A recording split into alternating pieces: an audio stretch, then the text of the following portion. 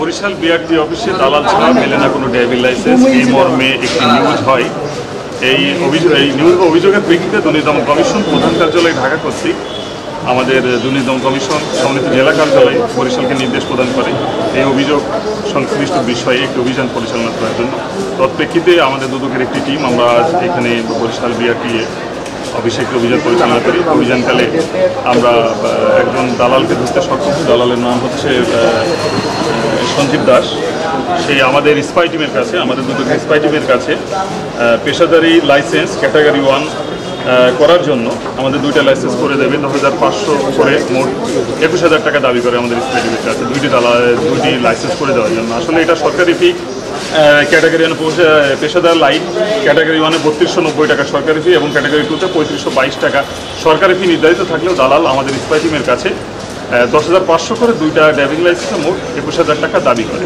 তৎপ্রেক্ষিতে আমরা দালালকে আমরা ধরতে সক্ষম হই এবং এখানকার ডিসি স্যারকে আমরা ফোনে যোগাযোগ করি।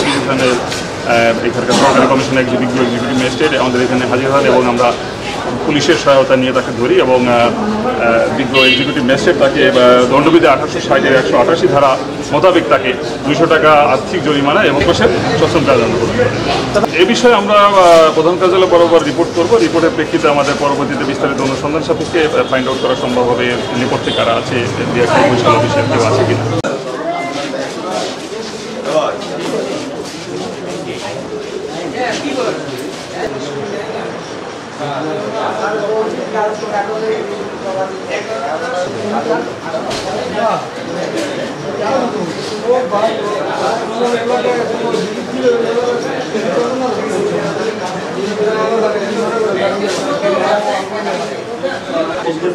পরিচালিত হচ্ছে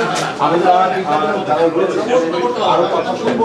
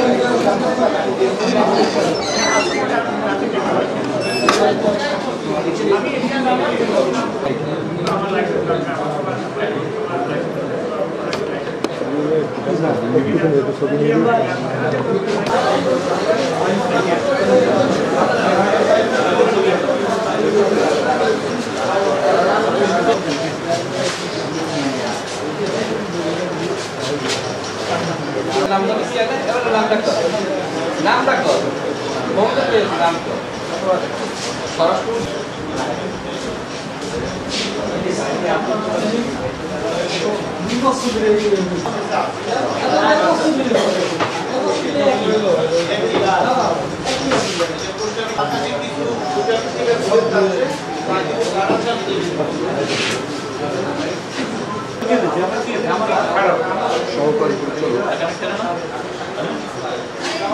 রাজকুমার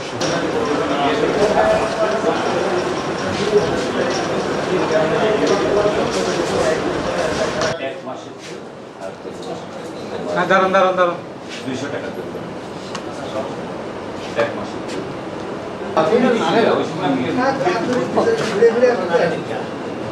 আমি তো বাইরে দিয়ে করতেছি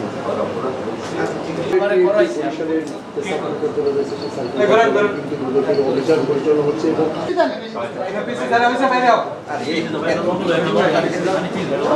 আমাদের একটা বই গেছে আমরা বাইরে গেলে